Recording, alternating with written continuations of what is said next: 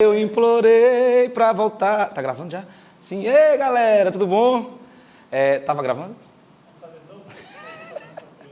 Fala, galera das primeiras e segundas séries. Estamos aqui para falar novamente de quê? De quê? Estratégias argumentativas. Então, se você gostou da aula passada, não se esquece, deixa seu like aqui embaixo, se inscreve no canal do Ciclo Eduque e estamos aqui para complementar essas aulas. Então, roda a vinheta e vamos lá.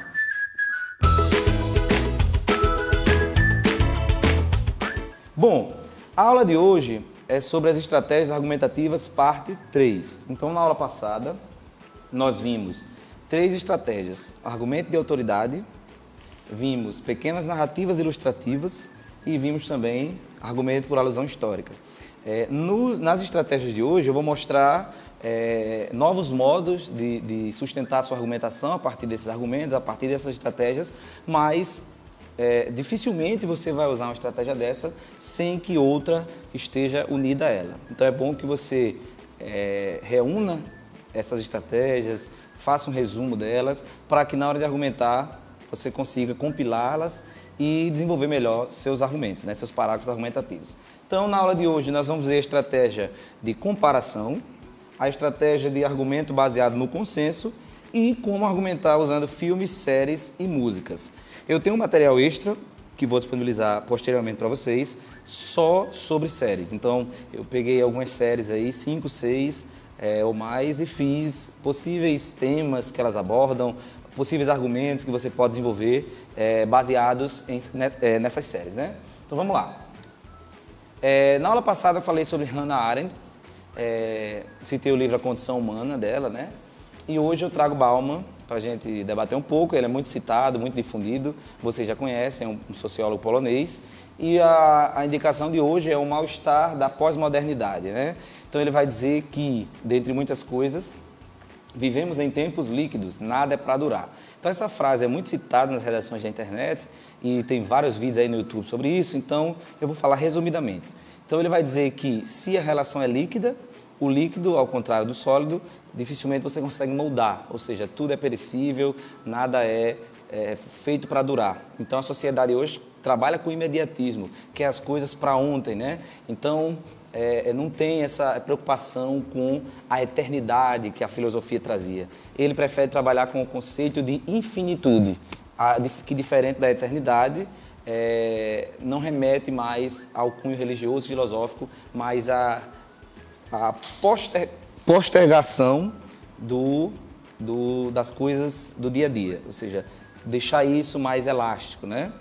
E diz também o seguinte, acompanha aí na tela: a árdua tarefa de compor uma vida não pode ser reduzida a adicionar episódios agradáveis. A vida é maior que a soma de seus momentos. Então ele fala isso para trabalhar a individualidade, né? O egoísmo das pessoas que não pensam mais no coletivo, mas sim em seus anseios próprios. Então, citem Bauman, mas, como eu disse na aula passada, não citem apenas por citar. Construam seus argumentos, sua reflexão crítica, sua análise crítica em cima do que ele traz, certo?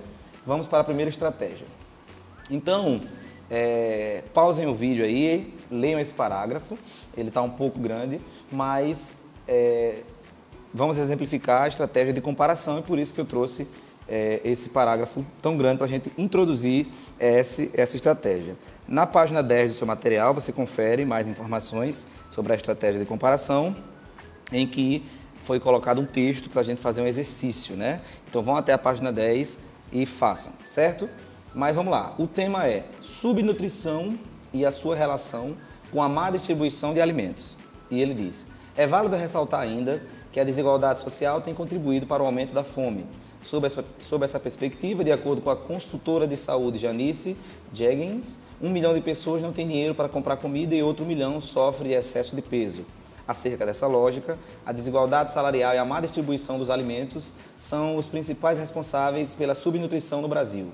De acordo com a reportagem divulgada pelo G1, há alimento no mundo suficiente para o consumo de todos os habitantes do planeta.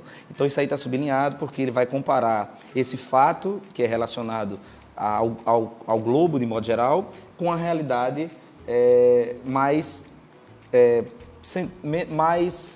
in loco, né? Então ele diz: dessa forma, a subnutrição é reflexo do descaso por parte do Estado, que que têm um excesso de preocupação com projetos econômicos, deixando à mercê políticas de igualdade social. Então, há uma comparação aí, né, em que ele compara o status mundial de produção de alimentos, de distribuição desses alimentos, com o que acontece no Brasil. Então, a estratégia de comparação, ela ganha força nesse sentido. Você mostra um exemplo que funciona, o que é como você acredita que deve ser, e compara-o com a situação local, né, do Brasil ou do Estado, se você estiver fazendo esse recorte, sobre o qual você está falando, certo? E essa comparação pode ser o contrário também. Você pode mostrar uma situação que é muito ruim e algo que é melhor aqui no nosso país. Se é que você vai conseguir fazer isso, né? Mas vamos lá. Próximo exemplo. O tema, impasses no processo de adoção no Brasil.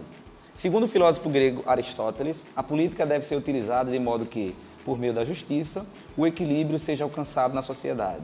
De maneira congênere, ou seja, de maneira semelhante, é possível perceber que no Brasil, quase 60% dos brasileiros dispostos à adoção não querem acolher crianças e adolescentes com irmãos acima de 15 anos. Haja vista que a derrubada dos índices de pessoas que não querem adotar crianças e adolescentes exige tempo, trabalho coordenado e planejamento.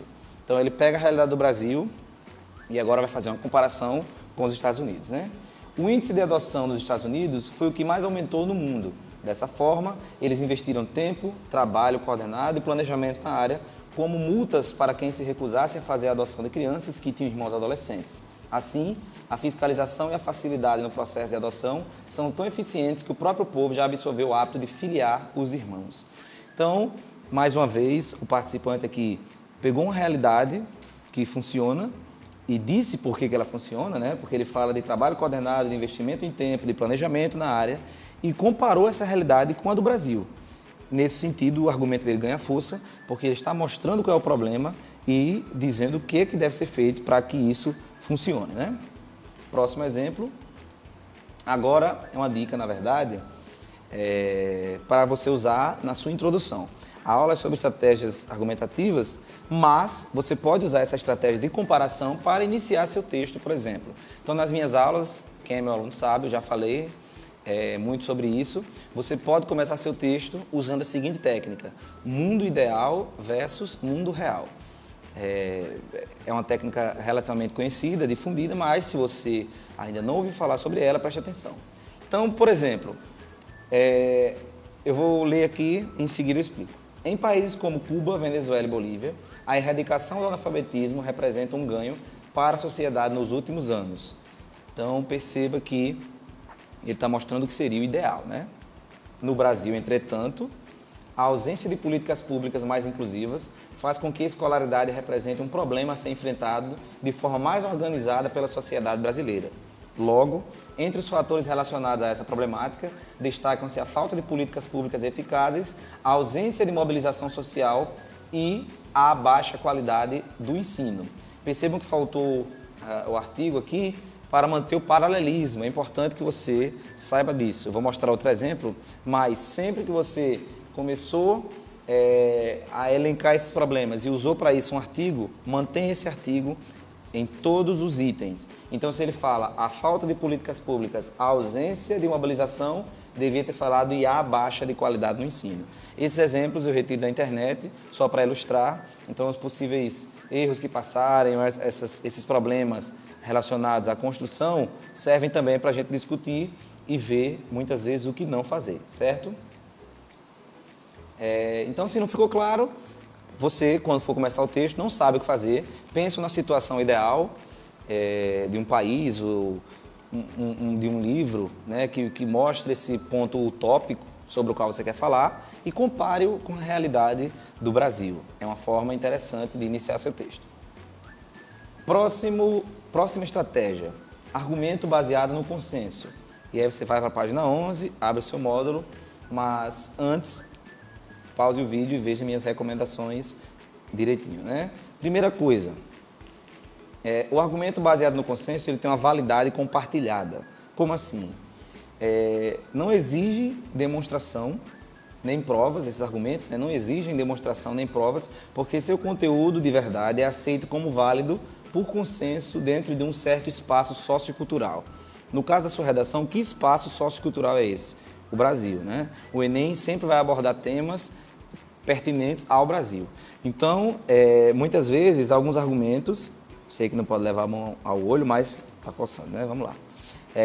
Alguns argumentos baseados no consenso, eles podem ser tomados como verdade porque há um consenso sobre sua validade, né? Então, se eu digo é necessário mais investimentos na educação, eu não preciso dizer, atribuir essa frase a um teórico, porque isso é verdade, é um consenso entre a comunidade, né, de falantes. Outro ponto sobre essa estratégia é o seguinte, é uma estratégia combo. Como assim? Utiliza essa estratégia, se possível, agregada a outra já estudada por nós. Então, o argumento baseado no consenso sozinho, ele é perigoso. Já, mais adiante, eu vou falar por quê. Então, sempre, se possível, faça uma combinação dessa estratégia, né, desse argumento baseado no consenso, com outra estratégia vista por nós. E, por fim, desconstrua visões equivocadas. Ou seja, mostre em seu texto que há visões aceitas pelo senso comum que são equivocadas ou que partem de uma base preconceituosa ou estereotipada. Eu vou mostrar um exemplo aqui, mas só para adiantar, muitos argumentos baseados no consenso, eles surgiram de uma visão errônea, principalmente sobre classes menos favorecidas, ou classes que foram subjugadas, né, em outrora. Então, tente mostrar, às vezes, que esse argumento baseado no consenso, ele surgiu de uma visão equivocada e, por isso, o argumento vai ganhar validade, né? Vamos aos exemplos. Pausa o vídeo, faz a leitura direitinho, né? Vamos lá. Tema: participação política do jovem no Brasil contemporâneo. Em primeiro lugar, é necessário analisar comparativamente o perfil do jovem do século XXI em relação ao mesmo perfil etário do século anterior. Então, ele começou com a estratégia de comparação, né? Na época do regime militar, um movimento liderado por jovens visionários ganhou força na busca por eleições diretas. Há quem argumente, por isso, que o jovem de outrora participava mais ativamente do processo democrático. Todavia, esse pensamento tido como consensual não se sustenta, uma vez que os meios de que dispõem os jovens odiernamente para desenvolver sua consciência crítica ou para manifestar sua postura política são muito mais amplos do que em tempos passados. Assim, pode-se observar manifestadas opiniões dos jovens em aplicativos, como o Twitter, o Instagram, bem como em atividades políticas, como em manifestações, com a mesma postura dos jovens do passado. A diferença não está no grau, mas na forma. Então, perceba que é um parágrafo argumentativo extenso, em que o candidato precisou fazer uma comparação com a época passada, então ele usou estratégia de comparação, só que ele pegou implicitamente um argumento que é tido como consensual, ou seja, as pessoas acreditam nisso. E que argumento é esse? De que os jovens no passado eram mais ativos politicamente do que os de agora. Só que, segundo o candidato, isso não é verdade. Porque antigamente você tem esse movimento, que era o Direta Já, né? Um movimento em que eles exigiam a participação do povo, exigiam as eleições diretas. Mas hoje você tem, segundo o candidato, jovens demonstrando sua opinião política no Twitter, indo a manifestações, fazendo panelaços, postando coisas no Instagram.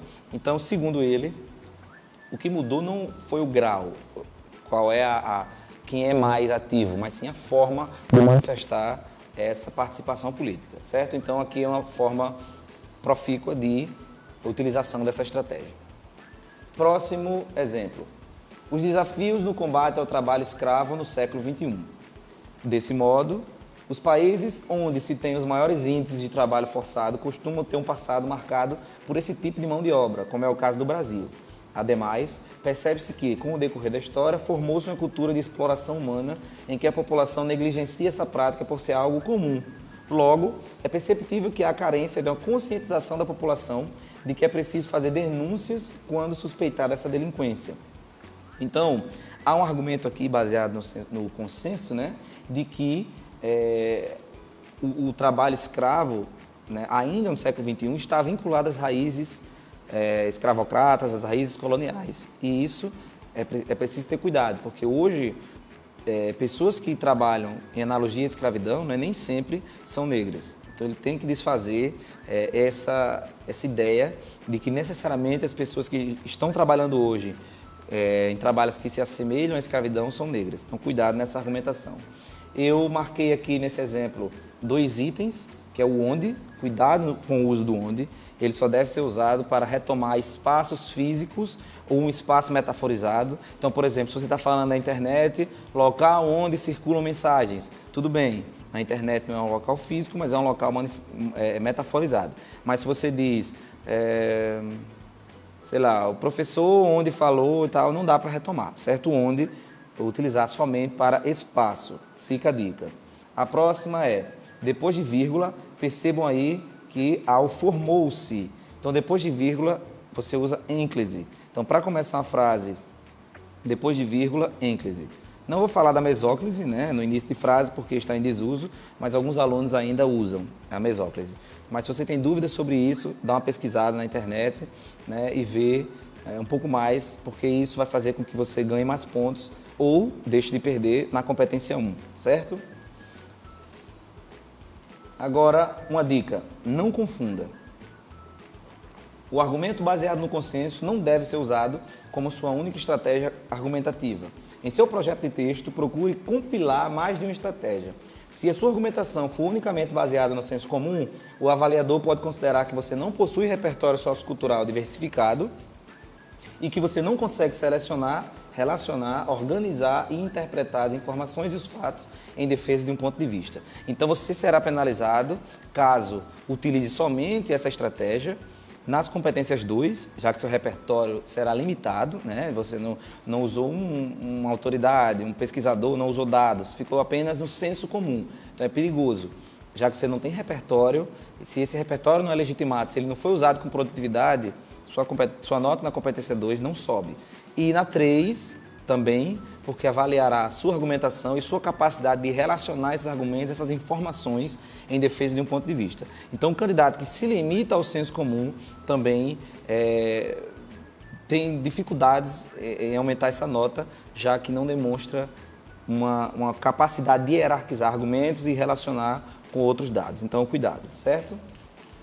Bom, agora nós vamos para uma parte da qual vocês gostam muito, que é a argumentação a partir de músicas, filmes e séries. Eu trouxe alguns exemplos aqui, a maioria deles é de introdução, porque é mais fácil você introduzir um tema utilizando esse artifício, mas se vocês quiserem, mande e-mail para mim, quando forem enviar as redações, pedindo exemplos, por exemplo, pedindo exemplos de parágrafos argumentativos, que a gente conversa, a gente debate, e quando voltarmos para a sala, exploraremos com mais veemência isso aí, certo? Então, tem 3 imagens aqui, da série Sex Education, que a maioria de vocês já deve ter assistido, o filme Coringa e da série La Casa de Papel. Vamos lá, exemplos com filmes. O tema, subnutrição e a sua realidade com a má distribuição de alimentos. No filme Elysium, o mundo é dividido em 2 grupos, os ricos, que vivem no luxo e abundância em uma estação espacial, enquanto os outros, os pobres, vivem na Terra, decadente e isolada.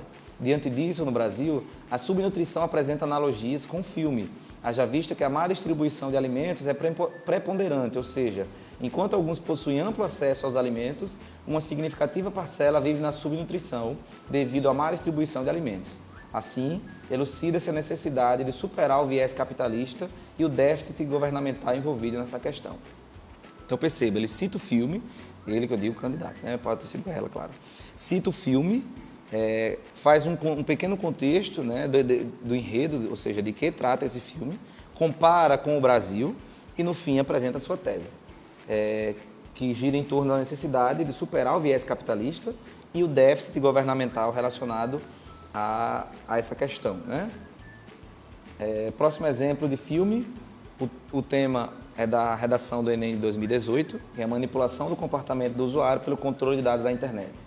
No filme Matrix, clássico do gênero ficção científica, o protagonista Neo é confrontado pela descoberta de que o mundo em que vive é na realidade uma ilusão construída a fim de manipular o comportamento dos seres humanos que, imersos em máquinas que mantêm seus corpos sob controle, são explorados por um sistema distópico dominado pela tecnologia. Embora seja uma obra ficcional, o filme apresenta características que se assemelham ao atual contexto brasileiro, pois, assim como na obra, os mecanismos tecnológicos têm contribuído para a alienação dos cidadãos, sujeitando-os aos filtros de informações impostos pela mídia, o que influencia negativamente seus padrões de consumo e sua autonomia intelectual. Então, perceba mais uma vez como essa estratégia foi usada de modo acertado, né? Porque ele mostra o contexto do filme, compara com a realidade brasileira e apresenta a sua tese. Então, ainda que seja na introdução, já demonstra para nós, né, leitores e para os avaliadores, que o candidato domina bem o texto dissertativo argumentativo. Então, repito, meus alunos já estão de saco cheio de ouvir isso, né? Não produzam mais textos dissertativos argumentativos sem a tese, certo? Porque ela faz parte, sim, da argumentação, ela demonstra que você tem um norte, né? Você sabe o que vai defender e antecipa para o seu leitor sobre o que você vai falar, que pontos você vai levantar, o que você pensa sobre o assunto, certo? Então, ainda que eu esteja falando, exibindo introduções, é possível ver nesses exemplos que os candidatos dominam, sabem o que estão fazendo. E essa redação, inclusive, foi nota 1000 no ano de 2018. Agora, com séries. A prática do bullying nas escolas brasileiras. Vamos para mais uma introdução. Na série televisiva Sex Education, Eric é um adolescente LGBT do colégio Mordale, que, por suas roupas e estilo, é regularmente abordado e assediado por Adam, filho do diretor. Por sua vez, é demonstrado como Adam é constantemente reprimido e desprezado na esfera domiciliar pela figura do pai. Fora da ficção, a prática do bullying é muito recorrente nas escolas da rede brasileira de ensino, com tais agressores muitas vezes repetindo comportamentos vistos em um círculo social e criando um ciclo de violência. A meu ver, essa introdução, ainda que também feita de modo correto, necessitava de uma tese mais bem recortada, certo? Porque ele diz que o bullying muitas vezes é fruto de um círculo social, cria um ciclo de violência, mas ele podia ter falado, apresentado quais as causas disso e as consequências de modo melhor. Ou seja, ele podia ter feito um recorte melhor, mas ainda assim é um bom exemplo de como usar séries em seu texto dissertativo argumentativo. Próximo exemplo, agora com música, os desafios do combate ao trabalho escravo no Brasil. Esse candidato usou um título que faz parte da música, eu achei interessante trazer, ainda que o Enem não exija título, é recomendável até que você não coloque, porque ele não vai influenciar na atribuição de nota, é apenas uma linha que você vai gastar, ele só serve para isso, né, para contagem de linhas, mas eu achei interessante o título e resolvi trazer. Por esse pão para comer, por esse chão para dormir, Deus lhe pague. Né? A música Construção, de Chico Buarque, retrata a escravidão trabalhista que, apesar de ter sido proibida em 1888, ainda hoje acomete mais de 160 mil brasileiros, de acordo com a Fundação Walk Free. Essa servidão, apesar de ser uma alternativa buscada por muitas pessoas abaixo da linha de pobreza e imigrantes, é a soma de várias irregularidades no ambiente de trabalho, extinguindo por total os direitos dos trabalhadores garantidos pelas leis do país. Portanto, acabar com essa prática é uma forma de proteger os cidadãos da crueldade disfarçada de emprego. Então, se você, como ex-candidato, lembrou de alguma música que cabe naquele tema sobre o qual você vai falar, utilize sem medo. Cite a música, se possível, quem interpreta, quem compôs, qual o contexto histórico-social na época em que ela foi feita, correlacione com o tema, com os tempos atuais, utilize marcadores temporais para isso e, em seguida, apresente sua tese, certo? E, por fim, antes de apresentar a proposta dessa semana, mais uma música, agora relacionada ao tema A Persistência do Jeitinho na Sociedade Brasileira. Ano passado, muitos professores apostaram nesse tema, sobre o jeitinho brasileiro, e aí há vários sites da internet que disponibilizaram esse tema e tinha uma redação em que o candidato utiliza essa estratégia sobre a qual a gente está falando e eu resolvi trazer para vocês, certo? O jeitinho brasileiro tornou-se uma definição de uma das características da sociedade brasileira. Isso se revela em músicas e novelas, como na canção Malandro é Malandro, Mané é Mané, e em A Grande Família, com o personagem Agostinho Carrara, em que esse aspecto é apresentado como uma cultura positiva do brasileiro. Independente da classe social, sexo ou raça, em querer encontrar vantagens tanto nos outros como no próprio Estado. Dessa forma, essa característica da sociedade é ocasionada e mantida pela falta de educação e pela propagação desse ato corruptível em nossa cultura, como um eufemismo e não a partir de suas reais consequências. Percebam, para além dessa estratégia que eu grifei aí, as preposições, né, a contração na e em, porque se ele diz como na canção, lá na frente ele tem que falar em grande família, para manter o paralelismo, né? E também na preposição pela. Essa característica da sociedade é ocasionada e mantida pela falta de educação e pela propagação desse ato. Então, se você usou pela falta de educação, não pode ser apenas e propagação desse ato para manter o paralelismo. Então, atenção a esse elemento sobre o qual estou jogando luzes hoje, certo? E vamos para a proposta dessa semana. Abram seu caderno de propostas, os cadernos de propostas, na proposta 7, em que há 3 textos motivadores a respeito da invisibilidade da questão indígena no Brasil. O primeiro texto, leiam com calma, mas resumidamente ele fala sobre o apagamento folclórico, né, que muitas manifestações indígenas promovem, no sentido de que apagam singularidades das etnias e tratam os índios num bloco só, como se só representasse uma manifestação, uma tribo, um tipo de povo, né? Fala sobre a dimensão política da data, a data 19 de abril, que está se aproximando, né? E reivindicações históricas, né? Que eles lançam mão, como a demarcação de terras, respeito à identidade dessas culturas, as políticas afirmativas, as vagas para os índios nas universidades. Então, o texto é mais uma contextualização, né, dessas questões pertinentes aos índios. O texto 2 é uma tirinha e fala do pertencimento, desse jogo, né, semântico, de que a terra nos pertence e os índios falam, na verdade, que eles pertencem à terra. Então, a tirinha é mais para elucidar essa questão do pertencimento. E o texto 3 é a música Índios, de Legião Urbana, né? Uma música belíssima. E foram recortadas 3 estrofes para vocês analisarem a respeito do tema. Mas, para facilitar a vida de vocês, como sempre, eu trouxe algumas possibilidades. Não se limitem a elas. Pesquisem mais, aprofundem essas listas, né? Aqui são pequenas fagulhas para que vocês busquem mais sobre esse tema. Então, você pode iniciar o texto, uma possibilidade, né? Com a música Índios, utilizando já dessas estratégias que a gente viu hoje, ou fazendo alusão histórica, né? A chegada dos portugueses, ou ao genocídio, né, dessa população indígena que foi promovido aqui. Na argumentação, você pode falar das reivindicações indígenas, como o direito à terra, né, suas raízes históricas, as barreiras governamentais que giram em torno desse direito à terra, a falta de assistência em relação à saúde, porque essas populações indígenas, né, as tribos ficam isoladas e muitas vezes não têm acesso à saúde, que é um direito básico garantido na Constituição Cidadã de 88, que também fala sobre os direitos às reservas indígenas, que não estão sendo respeitados hoje, né? Um exemplo disso ocorreu em 2017 no Maranhão com a tribo Gamela. Pesquisem mais sobre a FUNAI, o que está acontecendo com a FUNAI, as mudanças promovidas né, pelo governo em relação à FUNAI e se aprofundem nisso aí. É um tema bastante pertinente. Literatura.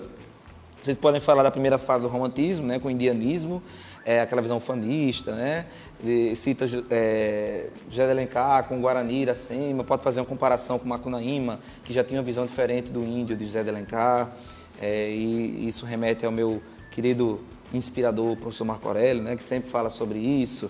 Então, falou literatura, lembra de Marco Aurélio, né? É impossível não lembrar. Da antropologia, vocês podem citar Lévi-Strauss, em francês, né? Lévi-Strauss. Ele não é francês, na verdade, ele é belga, mas estudou na França e foi um dos primeiros caras a falar sobre a diversidade cultural, o etnocentrismo. Então, é um repertório para vocês. Tem vídeos curtos no YouTube falando sobre ele. Aconselho que vocês assistam, porque ele dá conta de uma gama de possibilidades, né, de temas. E foi um cara que veio ao Brasil, foi para Mato Grosso, estudou de fato tribos indígenas, então conhece o assunto e eu recomendo veementemente essa leitura. E propostas de intervenção, vocês podem indicar como agentes a FUNAI, o Ministério Público, o MEC, dependendo da abordagem que vocês queiram dar, né? E o Ministério da Justiça. Agora, por que o Ministério da Justiça? Pesquisem. O que é que tem a ver o Ministério da Justiça com os índios, o que é que tem a ver Ministério da Justiça com FUNAI. Pesquisem sobre isso e enviem para o meu e-mail, que continua o mesmo.